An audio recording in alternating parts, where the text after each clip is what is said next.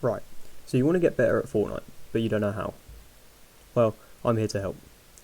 I'm going to be covering 5 things that are going to help you get better pretty much instantly. The timestamps will be in the description, so skip through to see the ones that you want to look at. Number 1, rotations. When you're making a rotation in-game, you want to make the rotation in your head while looking at the zone. So yes, say zone's on the other side of the map. You're going to want to look at that, and you're going to want to plan a path that you're going to take. Yes, say it's a launch pad, or you're going to run using stairs as rotations or whatever. You're going to make sure that you know exactly where you're going before you even go there. And so that if you're playing in a duo or a squad, they know where you're going as well. This comes helpful when rotating late game. It makes it easier to land and get a high ground and such. Also, it means that you're not going to leave any of your teammates behind and potentially die. Also, don't be scared to push towards people as you're rotating. Most people, when they rotate, they look for the easiest way around, push around to the side, but then you're left out in the open where everyone's looking for people who obviously rotate through there. What you're want to do is you're going to want to push through near people, knowing that even if they do take pop shots at you, you're covered from other angles, as people will be focusing the people in the open and not you.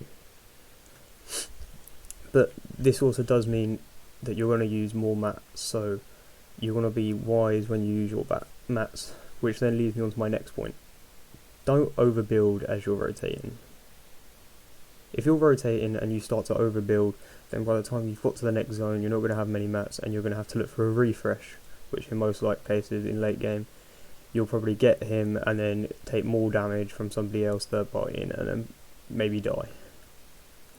What you really want to be doing as you're rotating is using little mats as possible and learn tunneling methods that don't require as many mats, such as just placing a stair above your head or stair and wall to the side. They're the easiest ones to learn, I recommend. After you've made it to zone, you're going to want to box up and then plan your next rotation the exact same and try get ahead of zone so you have time to heal or group up again with your team. Number 2, you want to have confidence. As you push towards someone, you want to believe in yourself that you are going to be able to kill them and that they're not just going to run you over. Because when this happens, then that is when you tend to die and then your aim starts to go. So when you're shooting or when you're building, have faith that you know what you're doing and that when you hit these shots he is going to die, and then that will also give him the effect that you are a good player and you know what you're going to do. Also, when you're in a panic situation, your last 2 1v1, he's got high ground, you're low HP, low mats, you're going to want to just take some time and just, as you're staying there, reload your guns, stay still and just breathe. Just take a few deep breaths, calm yourself down, stop the shaking, and as it links back to the first point, just believe that you know what you're doing is going to work. And then something else that is really big that I've found recently that helps me in these situations is playing a lot of zone wars and box fights.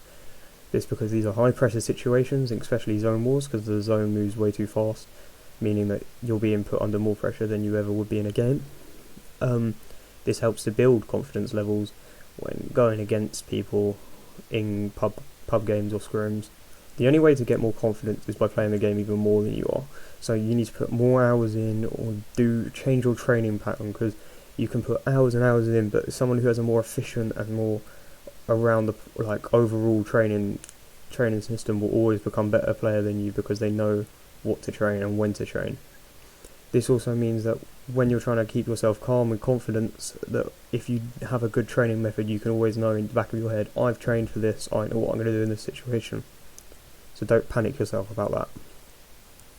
The next thing I'm going to move on to is pushing.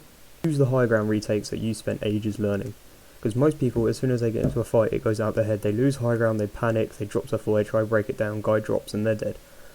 What you actually want to do in this situation is you're going to want to double ramp above them, or you're going to want to learn more advanced high ground retakes, it's cone jumps and double edits, triple edits to try maybe throw off your opponent, and then they might not be expecting that.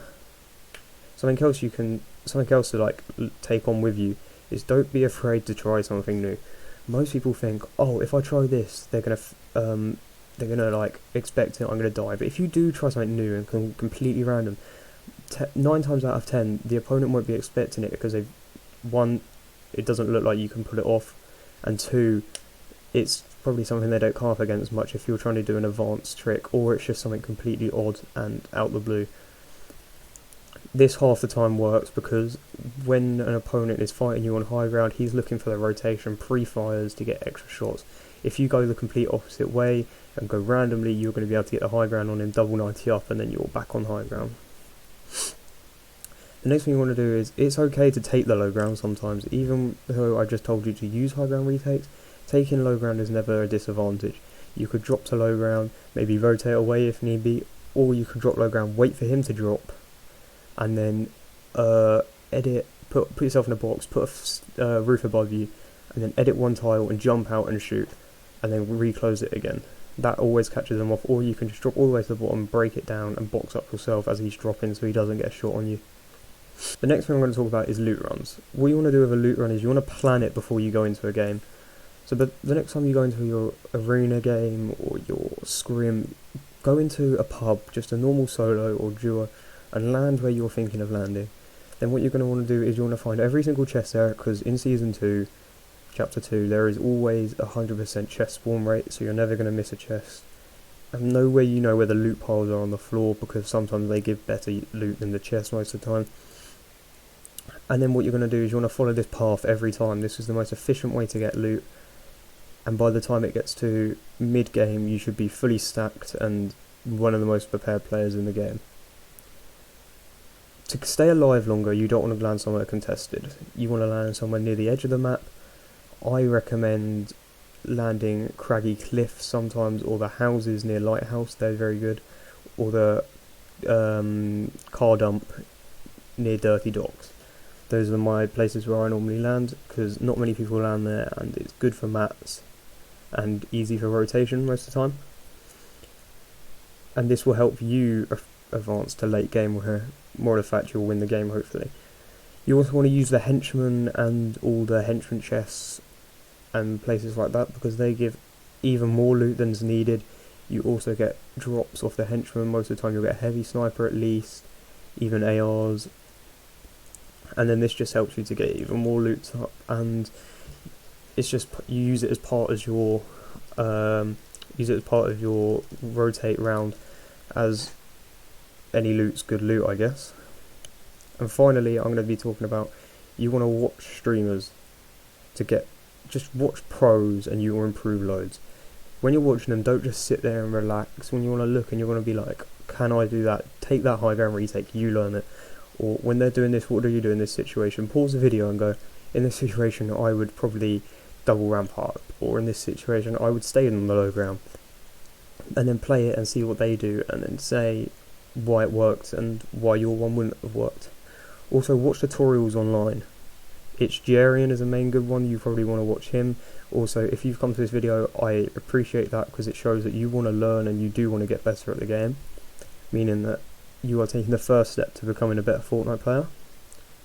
And don't just watch the big streamers. There are some underrated gods that do not get noticed in this game. There are so many low level streamers who literally will destroy basically anyone when it comes to a scrim or a pub, but they just haven't had the chance to be noticed yet. Even if it's on Twitch or YouTube, Instagram, you want to look for some people that maybe don't get as many views as like Ninja or Tifu, and just look for lower level people who will help in situations where they are better at what they do than other people, but they just don't have as much clout, I guess. This will also help when it comes to your late game situations, because then you can apply the knowledge you learn into stuff that you can do. Thank you for watching my first video on Fortnite, my actual video. If you liked it, I appreciate it if you stayed around. Thank you.